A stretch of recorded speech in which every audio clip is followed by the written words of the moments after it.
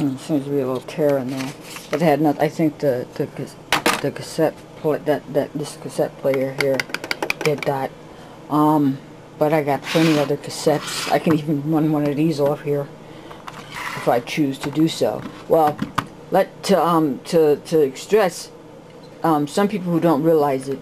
I know you're not dummies, but when you're finished, when you have so many devices like this that need batteries, make sure you take your batteries out of the back if you're not going to use it more than a day or two. I take mine out immediately after I use them, because also it saves a great deal of batteries. Leaving them sitting up there, they actually somehow lose their power sitting inside of a machine. You know, if you even leave the batteries in there for a month and don't use it, there could be some possibilities that you might have some problems when you go to play it. So I stress strongly to take your batteries out of your cassette players and boom boxes when they're not in use.